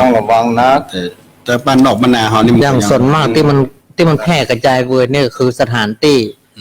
เริงรมหรือว่าสถานที่บันเทิง ที่มันเป็นตัวเชื่อมทำให้เกิดโรคระบาดอย่างใหญ่โตในประเทศไทยปัจจุบันนี่นะ ครับ อันนั้นก็คือไอ้อย่างอบายมุก ทำไปยังไงทั้งนั้นน่ะ เป็นแหล่งอบายมุกนักเลงสุรานักเลงผู้หญิง แม่ ชอบดูกันเล่นการพนันเขาคนชั่วเป็นไม่เกี่ยวข้องงาน อันนี้อยู่หนึ่งในห้าน อยู่หนึ่งในห้า ลองพิจารณาพอเตอะ ตอนนี้ผมซื้อว่าตั้งการจะสั่งปิด สั่งปิด เขา ที่หลั เขา ง โอ้ยว่าภัยต่างๆ ที่เกิดขึ้นเนี่ย บางที ครับ ทุกยุคทุกสมัยมันหลีกไม่ได้เนาะมันจะต้องมีแต่ว่าเราคนที่มีความดีในตัวเนี่ย ก็จะรอดจากภัยเหล่านั้น นอกจากภัยเหล่านั้นแล้วก็จะ นั่นหมายความว่าคนมีศีลมีธรรม ถ้ามีศีลมีธรรม คนที่มีศีลมีธรรมมาพิจารณาเพิ่นบทสะทกสะท้าน ครับ เพราะว่าทำความดีมาถึงที่แล้ว ครับ บางคนอย่างที่อู้ที่ว่า ที่โทรมาบอกว่าเอาบอกกลัวต่อมรณะภัยที่จะมา เพราะว่าผมทำถึงที่แล้ว ทำถึงที่แล้ว เหลือการลูกเมียนะเดี๋ยวผมพยายามบอกเพื่อนให้ไปผสมมนต์ภาวนาแต่ว่าอันนี้ อันนี้ ได้ฟังแล้วก็ชื่นใจนะครับ ชื่นใจครับเนาะแต่ว่าเราอยากจะได้คนแบบนี้นัก แม่นตอนนี้ต้องทำแบบนั้น ต้องทำใจของท่านได้อย่างอันนัก แม่นถ้าได้ พี่น้องเสียหายเจ้าบ้านหรือว่า อืม แฟนคลับที่ฟังอยู่ ที่ นี่ ฟั เนาะ งอยู่ตอนนี้ ที่ฟังในตอนนี้ทุกคนทุกท่านที่ฟังอย่างนี้ต้องทำใจ ครับ โดยการที่เขาทำใจเป็นปกติ แม่นมันต้องไป ใจชีวิต เป็นปกติอยู่ ปกติ แต่ว่าเพิ่งระมัดระวังเพิ่มขึ้น แม่นจะไปประมา เพิ่ ท นประกาศว่าจะได้เฮ้ยเยอะทำตัวอย่างได้เขาก็ประกาศ ครับ ทำตามนั้น รัฐประกาศมาอย่างใดหรือแพทย์หมออะไรอย่างต่างๆผู้ประกาศเฮ้ยเยอะเขาทำแต่เขาก็ทำตามนั้น ดูแลตนเอง แม่น อย่างหนึ่งคือกินร้อนช้อนกู สุว่าเต้นเลยช้อนกูเนี่ยหมายว่าบ่ฮู้แบบเปลี่ยนจากช้อนกลางมาเป็นช้อนกู ช้อนกูในที่นี้คือช้อนของตนเอง เพราะว่ามันการสัมผัสถูกช้อนเดียวกันช้อนกลางประเด็นนี้ต้องเปลี่ยนละ ต้อง ถ้าจานที่หนึ่งเป็นช้อนกลาง ต้องพยา จะ ยามมาแล้ว จานไผ่จานมันนะเป็นช้อนกลางไผ่มันช้อนกลางที่หมายว่าตาของไผ่แล้วใส่ถ้วยของตนเองถ้วยข้าวของตนเอง แม่น แล้วก็คือคนอื่นก็ช้อนกลางของไผ่ของมันหยิบกันไปกินแล้วก็ช่วยล้างของไผ่ของมันเก็บของไผ่ของมันอย่างนี้เป็นต้นเนาะ อืม แม่น ครับช้อนกลาง คือถ้าจอนเดียวนี่มันอาจจะกำแล้วกำแหม สัมผัสมันถูกต้องกันได้ คนที่สมมุติว่าคนนั้นติดเชื้ออยู่ ติดตั้งมือเนาะ จับช้อนใบนี้แล้ว มันเชื้อลงมันก็ไปติดที่จอ ติดที่จอนแล้วคนที่สองมาจับที่สองที่สาม ขึ้นมาที่มือนะเนาะ มันจะติดกันตรงนั้นได้ เพราะฉะนั้น เพราะฉะนั้นถ้าว่ามี3 คนจอนแก่งก็ต้องมี3 ใบ สามใบ ใช่ครับของไผ่ แล้ว ข ก็ องมัน จอน จะ ส่วน ไป ตัว จน แหมก็จะเป็น6 ใบ เป็น6 ใบ อันนั้นในร่วม อันนี้ ในว คื ง ออย่าง นั้น หนึ่ง จะต้องมีจอน คุณ 6 ใบ คุณแนะนำมา อืม เนาะจอนกลางนี่ ในกรณีถ้าเขานึ่งเนาะ แต่เขานึ่งก็อย่างเดียวกันนั่นเนาะ เขานึ่ง ตักแกงในใส่ถ้วยกัน เออ ประ ใช่ จ้ำ นะ ในถ้วย แสดงว่า แบน คนเฮาที่กินข้าวพร้อมกันเนาะ อืม เป็นกระติกเดียวกันเข้านี่อันนี้เขาก็ต้องระวัง ต้องระวังกัน แต่ถ้าว่าเขาอู้ถึงว่าคนในเขาหูอยู่ว่าคนในเขาจะไปที่ไหน ถ้าครอบครัวเดียวกัน ครอบครัวเดียวกัน แต่การที่เขาจะไปกินกับคนอื่นเนี่ย แม่น อืม จะต้องไปในงานเนาะมันนั่งร่วมวงกันถ้าบอกว่าไผเป็นไผ อันนี้ก็ต้องเจลล้างมือละ อืม ต้องมีเจลล้างมือแอลกอฮอล์ล้างมือละมันจะต้องทนเสี่ยงอ่ะ แล้วเปิ้นเฮือนนั่งห่างกันตัวเนี่ย มันล้างมือ นั่งห่าง นั่ กัน งห่าง ตัว แล้วมือ อู้กันประมาณเมตร เม็ดเป็นอย่างน้อยให้ปลอดภัยคือ2 เมตร ดูถ้าโคนหูไปดีนี่อีกหน่อยเด้อ ดังนั้นนี่เป็นว่าอันใดที่เรา ยึกยัก เราก็ต้องระมัดระวังถ้าเข้าในที่ชุมชนคนหลายเราก็ต้องเป๊ะ แต่ถ้าว่าอยู่อีหันนั่งกันเนี่ยมันเกินมาถึง2 เมตรแล้วเนี่ย โอ้ยนะฮะ เราก็รู้อยู่ว่า2-3 ตัวนี่มีก่อน ต้องขยายเก็อี เราก็ต้องรู้ว่า อ๋อนี่เสียงนายเนี่ยเสียอาจารย์เนี่ยปล่อยไก่นะไปมานักเถื่อ เขาแพ้เขา มันแน่นะแน่นะ ไปสปะเนี่ยอันนี้น่ากลัวแล้วปนนี่ตรงนี้น่ากลัวแล้วปนเลยเอาเข้าเอาหมู่เดียวเลยได้ก็เป็นอย่างอู้เล่นกับได้เนาะ ใช่วันนั้นโอ้บ่สบายนะเป็นวันเขาก็ลักกวดน้อยๆเหมือนกันนะเต้ง อัน กิน นั้นแต่ ยา วันพุธที่ผมมาออกก่อนเพราะส่วนหนึ่ง ส่วนหนึ่งคืออาการของท่านพระครู แน่นอนแล้วเขาก็ต้องดีเขาต้องเก็บตัวช่วงนั้นผม จะ จะ เก็ เก็ บบ ตั ตัว ว ครับ เพราะความจำเป็นเนาะ แม่งแกเก็บตัวไว้ก่อน ต้องรักษาตัวเอง เพื่อก็ถึงว่านะเพื่อก็บอกว่าถ้ารู้ตัวว่าเป็นวันเนี่ยหรืออย่างเป็นประเป็นเขาต้องแยกตัว ต้องกักตัวเองไว้ก่อน ไว้ก่อน อย่างน้อย14 วัน ใช่ แม่กักตัว เขาจะไปร่วม แต่ เพราะฉะนั้น พู อั ด น ถึ นี้ ง ก็บ ว่า อก เขาคาดเดาวหรือว่าเป็นคำว่าตะกระเนาะ อืม อย่างพระครูเป็นอาการนี้มันมือ คือเขามันโรคภูมิแพ้ประจำ เป็นโรคภูมิแพ้เขาก็รู้ว่าคนเป็นโรคภูมิแพ้ ฤดูไหนควรไฟนักมันก็อย่าเอากำหนึ่ง ดังนั้นนี่การที่จะเป็นอย่างนี้มันจะว่าคนแห้มก็เป็นกลัวอันนั้นก็ตื่นตระหนกเกินไปเห็นไหม ก็เป็นผู้เอาอีนางแบบจ้ายเนอะมาเขาว่าเฮาต้องพอตัวจะว่าไอ้เฮมก็กลัว จาน จำก็บ่ได้ แล้ววัยที่คนโลกนี้จะตายก็คือวัยที่ ผู้อ่อนแอคนเฒ่า คนเฒ่า เด็ ที่ ก หรือคนเจ็บป่วย อันนั้นแล้วคนเจ็บป่วยอยู่แล้ว คนสุขภาพแข็งแรงตัวแล้วก็ละอ่อนที่มีภูมิต้านทาน นะ น้อย แล้วคนเฒ่าที่มีภูมิต้านทานน้อย อย่าไปอุ้มเรื่องคนเฒ่าเนี่ย ก็ พอ มี เรื่องกินเรื่องการคนเฒ่าก็บอกบ้านออกจองเลย มันเป็นหยัง กลัว กินตานี่หมายความว่าเฮาต้องรู้ว่า ในบริเวณของเขตเฮาก็จะรู้ว่าคนเจ็บคนป่วยมีหรอก อืม มีก็ว่ามีเฮารู้หรอกครอบ แล้ว ครั ตัว วเจ้าเวลา มี ปั่นปอนเพื่อใส่เม็ดใส่นี่ตัวนะ เอาใส่อยู่พวกพามนี่แหละ เจ้าเวลาปั่นปอนให้ญาติโยมอ่ะสีเหลืองต่าง พวก หาก พามเหมือนกันนี่มันออกพวกบ่ฮือดูสีน่าเกลียดลงไปก็เลยเอาออกให้ก่อนแต่ถ้าออกจากนี้ไปก็ต้องใส่นะครับครับผมแล้วก็เจลล้างมือก็พร้อมพกมาตัว กดตายนักแกเนาะ มันจะว่ากลัวตายทุกคนตายเหมือนกันทั้งนั้น แต่ว่า แต่ฟัง แต่ถ้าว่าเขาเป็นนะสมมุติว่าเขาเป็น นะ เขาจะไปแพร่คนอื่นเนี่ยก็น่ากลัว เจ้าฟังนี่ตู้เจ้ายังมาตีสักตนด้วยนะ มันแน่เนอะ มันมีข้าวเตื้อฮะ มีข่าวเหมือนกันนะ มี แต่ ข่าว เขาไม่ได้รับการยืนยันว่าได้ แต่บางทีมันมีการเปิดเผยกัน อ่า เพราะว่าสถิติต่างๆนี่ไม่ใช่แน่นอนนะครับอาจารย์แล้วก็ ครับ อืม สถิติ ข่าวพอ ที่กมาเนี่ย สำนักข่าว บางสำนักข่าวจำนวนที่เห็นสำนักข่าวเหมือนกันนะมันเต้นก่อนในวันเดียวกันนะ ถ้าไปครู เดียวกัน ถ้าไปตีตู้เจ้าบอกขี้อู้อย่างแฟน แม่ถ้าไปที่ทุกเจ้าชูนะแกม โอ้มันจะไป ซี แก้ โอดนะ เจอเนี่ยสุดยอดตัวกลางนี่ จะพูด โอ้ กันอันนี้จะ ง่าย พูด ๆ กัน เลย เป็น เนี่ย นายครับเนาะ ฮะ ซีโอดคืออย่างนี้เขาพูดกันเป็นนาย ถ้าไปตีใส่ครูบาเจ้าตนกลางนี่ระวังในจะแพ้ดี อย่าโยงศรัทธาเนาะ ครับ ได้อยู่ที่บ้านที่จองก็ระแวดระวังอย่างที่อูคือฟังตะกี้เนาะว่าจะไปประมาทในที่ หนึ่ง หนึ่ง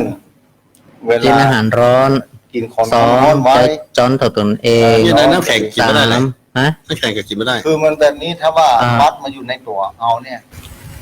บางทีอาจจะ มันกินน้ำ ฟักตัวก็ดีมันต้องกินน้ำร้อนตลอด กินน้ำร้อนตลอด แต่ ครับ แต่ข้อสำคัญถ้าเป็นวันห้ามกินน้ำเย็นเด็ดขาด แม่นมาได้เด็ด ต้องน้ำร้อนน้ำอุ่นอย่างเดีย ป ว กติเนี่ยปกติผมก็มักน้ำเย็น อืม พูดถึงนะครับ เขาต้องการน้ำธรรมดากับอันก็น้ำอุ่นไปเลยดังนั้นนี่การที่เขาจะติดในส่วนนี้มันเป็นวิกฤตเป็นโอกาสที่เราระมัดระวังตัวเพิ่มขึ้น แม่น จะทาญาติโยมที่ป่วยน้อยป่วยตัวไปกินไปแอวไปเล่นไปหัวต่างๆก็สงบสงัดขึ้น เดี๋ยวนี้กินร้อนช้อนกลางกินร้อนเนี่ยบางทีประเด็นนะไอติมเขาจะไปทอดหรอก มีไอติมทอดมี แก้ ครับ ได้มา มี แก้ได้เนาะ ไอ้ติ้งทอดญาติ ก็เราห่อขนมปังครับผม ญาติ หูนา ไอ้ติ้งทอด หันแล้ว จริงๆนะ เคยหันไล่ไอติมทอด เคยหันครับ วันเนี้ยไปสปะคนก่อคำว่ากินร้อนเนี่ยน่ะ แค่โลกมาอย่างเดียวนะความเปลี่ยนแปลงสารพัดอย่างเกิดขึ้น ไอติมร้อนเห็นหน่อยนั่นแข่งทอดแหละ นั่นน่ะเนี่ย กินร้อนช้อนกลางก็อย่างว่านะช้อนกลางมันจะว่า3 คนก็ต้องมีคนละช้อน ครับจ้อนกลางแผงมัน อืม เป็นจ้อนส่วนตัว ครับ ครับผม เพราะฉะ แล้ นั้ วน ก็ยิ่งว่าศรัทธาญาติโยมที่อยู่ในครอบครัวเนาะ ครับ ครอบครัวนั่น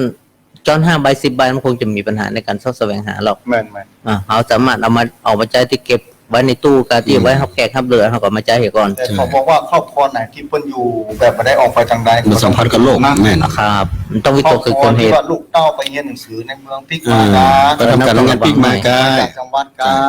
แต่ ต่าง ว่า ประ ถ้า เท ไป ศ เป็น กา ต่างประเทศปิ๊กมาการนี่ต้อง อันนั้นต้องระวัง ต้องกักตัวไว้ก่อน ใช่ แล้วก็ตัว แล้วก็ใจายให้เปิ่นปิดส่วนตัว แม่ ทุกคนน่ะ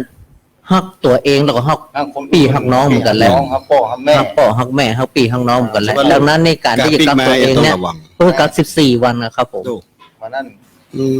โยมบอกโยมว่าเวลาลูกเต้าหลันเลนเวลาปิ๊กมาเนี่ยบอกเพิ่นคืออยู่ห่างๆหน่อย ครับ ดู อันเนี้ยทำปฏิบัติตัวถูกต้อง คืออยู่ห่างๆหน่อยบอกว่าอยู่ห่างได้ท่านอาจารย์เพื่อมาปุ๊บบอกเลยว่า ถูกไหมจะไปมาใกล้อุ้ยเดี๋ยวพุ่นอยู่ทั้งพุ่น อยู่ นี่ หลั เนาะ งปุนก่อน อ่า ตอนนี้แยกที่นอนไปเลย มันจะรวมไปอาจารย์ช่วงต่อไปเนี่ย ที่กิน ปีใหม่เนี่ยจะต้องดำหัว อาหารการกิน คนเฒ่าต้องปั่นปอนนะ มันมีปัญหา เขาก็อยู่ไกลหน่อยก็เอากล้องเอื้อนในที่งาน แต่ แต่ลูกเต้าหลันเลน อันนี้คือฮาระวังเหรอ ระวัง บางทีอาจจะมาเป็นไผสักฝ่ายไปเป็นสักคนน่ะเพราะคนที่รู้ตัวว่าตัวเองมีไข้ไม่เมื่อยให้ระวังเก็บตัวมันต้องไปเข้าสังคมเตื้อมันต้องไปออกสังคมเตื้อมาเข้าหาพี่หาน้องเตื้อต้องเก็บตัวอีครับผม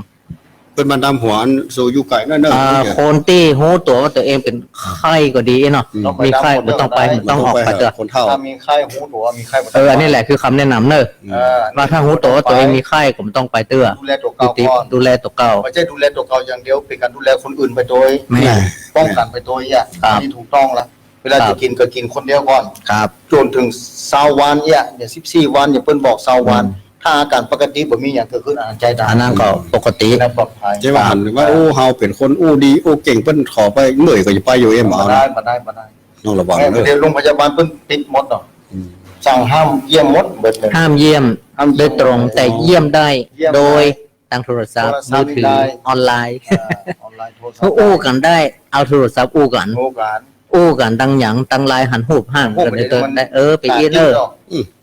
ติดแต่ติด เพราะว่าได้ดูต่างประเทศที่ว่าเวลาจะตายญาติมาได้ต้องโทรลากันทางโทรศัพท์ ทางโทรศัพท์นี่ต้อง มันถ้าอยู่อู้ถึงมันเป็นวิกฤตน่ะมันเป็นวิกฤตท่านก็ต้องยอมรับสภาพตรงนี้เพราะมันเรื่องนี้มันเกิดขึ้นแล้ว ฮัลโหล เพื่อป้องกัน ฮะ เบิ่งพุทธการ ที่เขาว่าลูกกับหลานเนี่ยฮัลโหลโอ้ยอย่าตายแล้วเนยอ่ะ มาเขาก็ต้องทำใจตรงนี้แล้วก็ต้องทำใจว่าเขาไม่จำเป็นแบบว่าต้องหันอกหันหรือว่าไปพอใจ อืม ไปดูใจ อันนั้นเขาต้องงด บ้าน ละ เฮามาถึงขั้นนั้นเนาะมันจะเหมือน ถ้า กัน คนมาเป็นไข้โควิดนะเขาก็อยู่ตามปกติ จะไปกลัวเกินไป อืม เข้าคนเจ็บเป็นเย็นอุ่นอย่าไปหากันเลย อืม เนาะ บ่เป็นอย่าง สงสัย ว่า ถ้าเจ็บเป็นเนี่ยอุ้งหูอย่าคนนั้นนอนแทบอยู่อันมันได้มาเบาไอ้เนาะ อืม ถ้าคนนั้นเจ็บป่วยมาเมือนแล้วอย่างถ้าแค่20 วันถ้าแสดงอาการพบเนี่ยดูได้บ่กี่วันนะมันเกินเบาหวานแล้วนะ อืม เพราะฉะนั้นถ้าคน มันต้องรอ14 วันนะถ้าคนป่วยอยู่แล้วไอ้นะ แม่ ถ้าโรคนี่ไปติดนะ มัน เออ วันนั้นแหละ มาถึงอะ7 วัน ต่างประเทศมันบอกเขามันเกิดล้มลงไปก็มีอ่ะ โอ้ อยู่นั่งอยู่รถไฟ นอนตายนะ นอนตายอยู่อันน่ะเป็นร้อยนะครับอาจารย์ตะปะครูตอน ประเทศอิตาลีนะครับ อิตาลีเนี่ยตอนนี้เพิ่นลงเขา คนที่นักตอนนี้อิตาลีกับอิหร่านนี่ครับ อิตาลีกับอิหร่าน อิ ต ห อน ร่าน นี้ ที่ ลง ว่า ระเนระนาด นับกับจีนละ แม่เพราะฉะนั้นบ่เป็นอย่างนะแต่กู้กันคือสถาบัตนกจะไปภาวะพะวงจนเครียดว่ากินข้าวมาได้น้องมันรับ อันนั้นเกินเหตุ ตะกี้บอกมีโยมโทรเข้ามาว่าลูกเพิ่นอยู่ต่างประเทศ เป็นดูลูกมันกับ ก็บอกว่าอยู่ประเทศไหนก็ตาม ถ้าโทรหากันได้ตอนนี้ก็บอกว่า ไม่ บ่ โทร ต้อง กัน ออกไปไหน คือดูแลตัวเก่าถ้านับถือพระพุทธศาสนาก็คือไว้พระสวดมนต์ภาวนาไป ครับ จิตจะได้เข้มแข็ง ใช่ จิตจะได้ผ่องใสจะได้เกิดปฏิกิริยาคือมีพลังสมาธิของตัวเก่าอะจิตจะได้บ่เครียด ครับ เมื่อบ่เครียดเมื่อจิตมีพลังก็จะได้ไป ใช่ ต่อต้านโรคได้ ร่างกายโดยเฉ จิต พาะเม็ด จิต เลือด ที่มันมี ขาว สมาธิจิตที่มันต้อมมันหอมนี่แหละมันจะมีพลัง มีพลัง ขึ้น ที่ มา ต่อต้าน เผลอมันจะว่าเผยเนาะมันเป็นสิ่งที่จะทำให้ต่อร่างกายเขาแข็งแรง ร่างกายแข็งแรง ร่างกายแข็งแรงก็สามารถในการต่อต้านโรคภัยไข้เจ็บได้ดี แล้วก็ ขึ้ มาน อู้อ่ะคนหนึ่งต้องกินยาโรคประสาทตลอดนะมีจังหวัดหนึ่งเนี่ย อืม เพิ่นกินตลอดนะมาแอวที่วัดอ่ะแล้วทุลงทุกป่ออาจารย์ตนนั่นเพิ่นบอกคือมานั่งที่หนองน้ำนั่นนะมานั่งพอเพิ่นไปจี้พอคือพอลมหายใจได้นี่ อืม มันก็พอไปโดยทุกเจ้านั่นน่ะมาถึงวันน่ะมาแอวถึงวันอ่ะ แต่พ่อแม่เพิ่นว่าต้องกินยาที่ระงับประสาท อืม ยาระยะประสาท ตลอด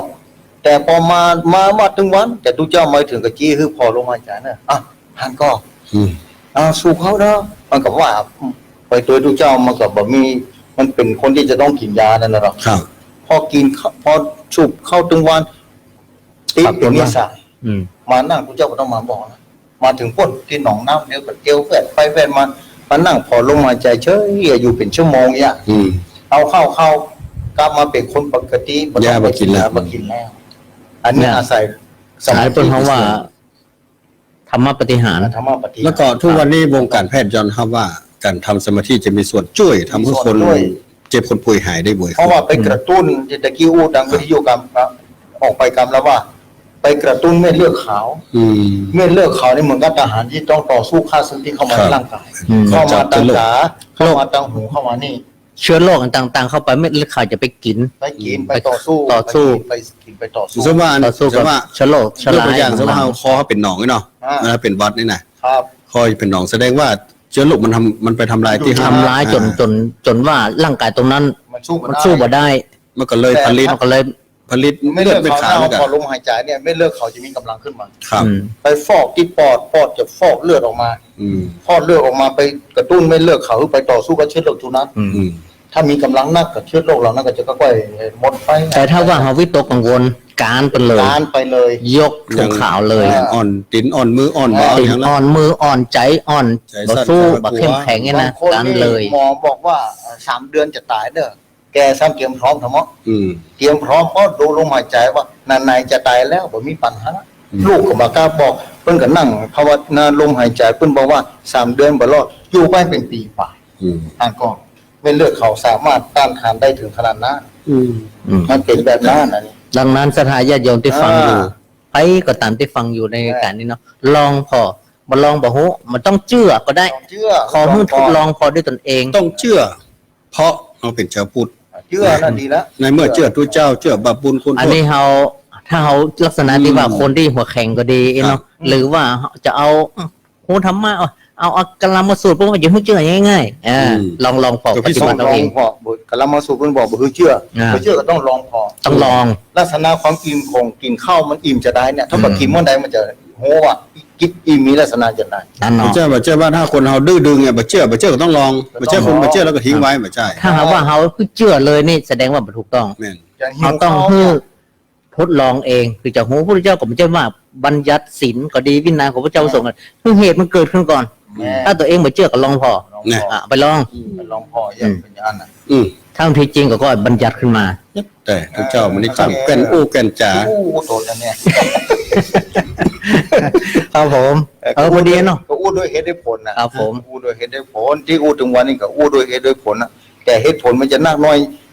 ความกลางกรองของศรัทธากลางกรองคนเดียว อันนี้สติปัญญาปัญญาของเขา ข มั อน งใครของมัน เพราะ ถูกกับ เพราะอย่าง การนะ เพราะว่าคนเขานี่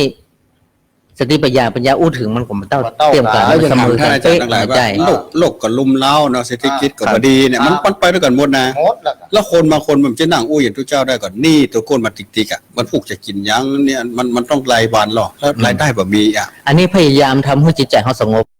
เป็นเบื้อง พ ต้น ยายามทำว่านี่ตัวก้นมาก็ดีอันยังมาก็ลมเล่าก็ดีลมหายใจเนี่ยดีที่สุด อืม เขาอาศัยลมหายใจ อืม ไม่ได้อาศัยเงินคำไม่ได้อาศัยนี่อาศัยเงิน ลมหายใจ ทองนี่ลมหายใจมาตับหนึ่ง อืม เพราะลมหายใจมันจะมีขายในตลาด ไง ลมหายใจมาจากพ่อแม่ได้จากในท้องได้จากบุญกุศลที่เคยสั่งสมมา ครับ ไล่ภพไล่จะมาเป็นมนุษย์ ใช่เจ้าคุณบานั่งเฮาล่มให้จะต้องหมอกห้องจอกเจาะอ่ะ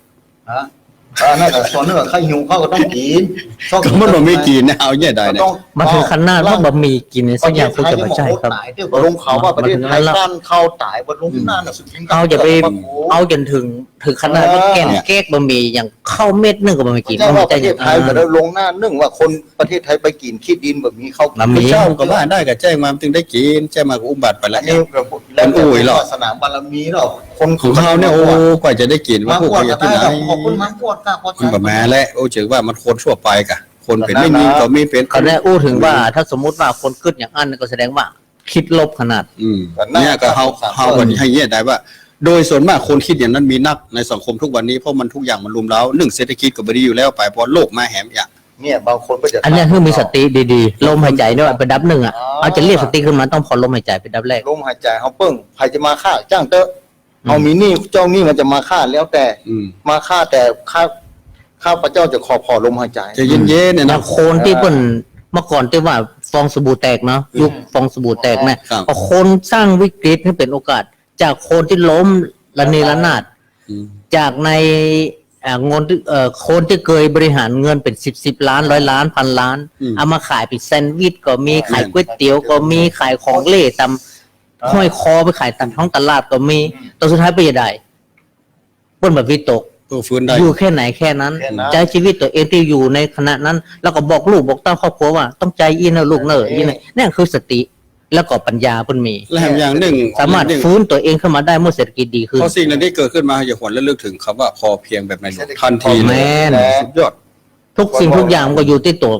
ของเฮาผู้บริหาร เพิ่นฮู้ว่าต่อไปเบื้องหน้านี่สถานการณ์จะเกิดขึ้น โลกจะเปลี่ยนไปร้ายแรงอ โล ย่าก ง จะมาไล่แรงแบบนี้เพิ่นพยายามบอกประสงค์ในกองของเพิ่นว่า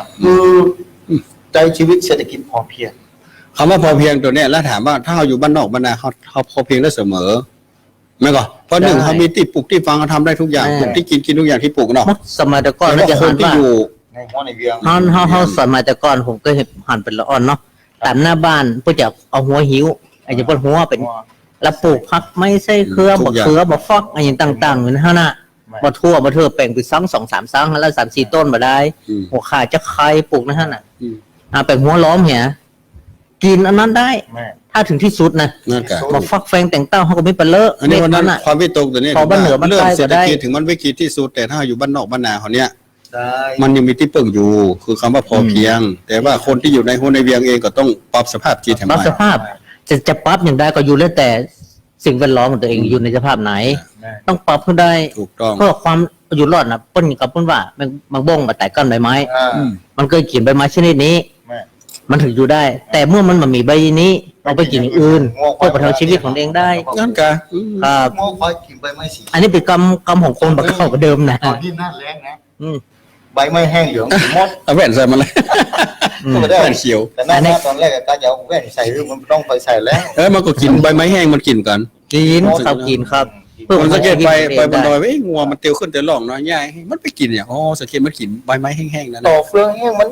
กินมดเลมมดเลย เลมหมด นั่นแหละมันเปรียบเทียบว่า แมงบ้งมาแต่ก้อนใบไม้ แม่น ถ้าถึงวิกฤตสิ้นสุดเขาก็จะไปเลือกกินเขาจะไปเลือกกินยากอยู่ยากอย่างที่มันง่ายๆก็อยู่ประคองชีวิตไปก่อน จากเคยกิน เอาง่ายๆ หลังกินลูกกินจีนกินปลายกินเซิร์กต่างๆเขาก็มากินพักกินไม้แทน เอา กินพักกินไม้ได้มันประทังชีวิตอยู่ได้ครับผม เอาง่ายๆว่าคนที่ตกกลางทะเลเรืออับปางเนี่ยแม่ซาส่งมาเพิ่งก็ต้องอุ้มไว้คนกลับ มันนี่ว่ากี่นั่นยุ่งเนอะกอดไว้ไม่ได้เนาะ ทอดไว้ปะนะอันนี้มันต้องว่าคอนไม้แหละ อืม เนี่ย มันก็ต้องเปรียบไว้ก่อน ต้องเปรียบไว้ก่อน เปิดสายแล้ว เอาเปิดสายเอา ถึงเวลา เอาอย่าโยงศรัทธาฟังทุกเจ้าคิวอูกันไม่เลยศรัทธาเนาะอย่าโยง 052010084เนาะโทรเข้ามาเนอะจะตั้งไหนอย่างใดก็ดีเนาะศรัทธาญาติโยมสาธุชนทั้งหลาย หรือว่าครูบาอาจารย์ก็ได้เนาะที่ฟังรายการอยู่จะมาคือกำลังใจหรือว่ามีข้อชี้แนะอย่างใดก็ดีเนาะเพื่อเสริมเพิ่มเติมแลกเปลี่ยนเรียนรู้ซึ่งกันและกันก็ขอน้อมเจริญพรแล้วก็ขอกราบนิมนต์ครับเนอะนักปราชญ์ราชบัณฑิตผู้รู้ทั้งหลายเนาะผู้รู้ป้อน้อยป้อนั้นก็ดีเนาะ052010084เนอะเติมเข้ามาเนาะ เจริญพร ว่าเอว เจริญพรเนอะโยมโควิดเนาะ มันต้องไปแต่เราเป็นแต่นักมันนะกูเนาะกับโรคโควิดโควิดบอกว่าโควิด โควิดบอกหัวเนาะ เพราะว่ามันอยู่บนนั้น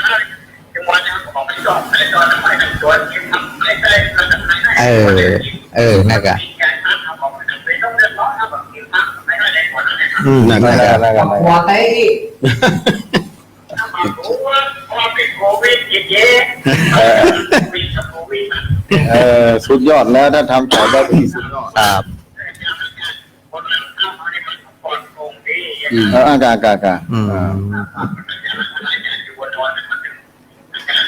โอ้เซตี้เปิด ลง เชื้อโรคมันไม่ใช่ปีกขึ้นไป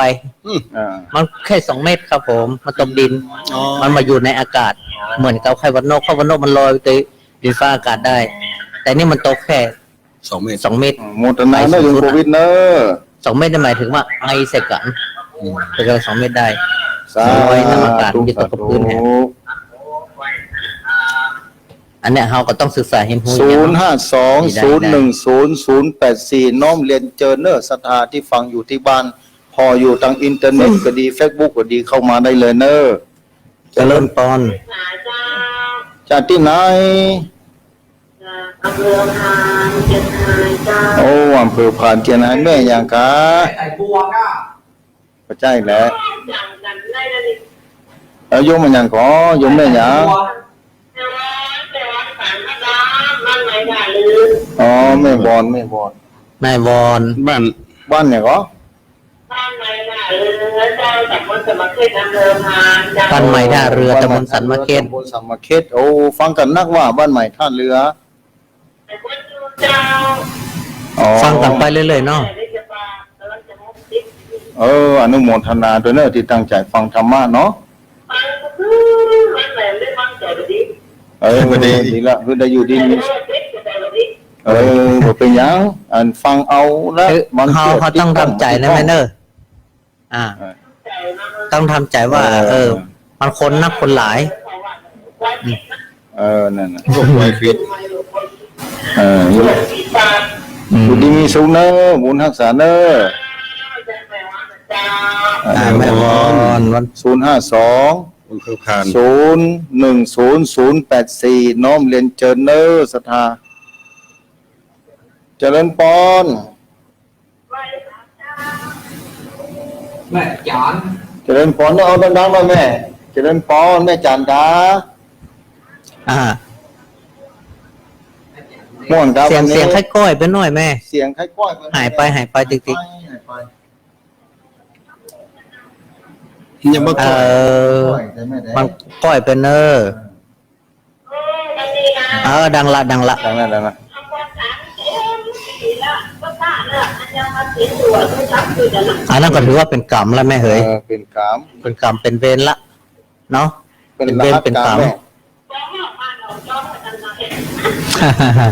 เอาระมัดระวังเสี่ยงตีแล้วก็มันยังมาตีอยู่นะถือว่าเป็นเวรเป็นกรรมจัดก่อนปังหลังก็พงแม่เนาะ น่าจะ อืม ของการเป็นสีอย่างนั้นมันเป็นผู้ใหญ่ยิ่งใหญ่แต่ละคือยิ่งใหญ่ละอย่างนะ เออเนี่ย ยิ่งใหญ่ เอามันอายสิทธิ์แล้วแม่ ไม่ใช่ประเทศเดียวนะทั่วโลกนะแม่ ต้นโลกแล้วล่ะ มาหน้าประเด็นมาเลเซียยังคุณนายออกมาตำรวจยับไปถามผู้หกเลยว่า นั่นแหละกัน อันนั้นเป็นมาตรการของเพิ่นเนาะแต่ละประเทศก็จะบ่เหมือนกัน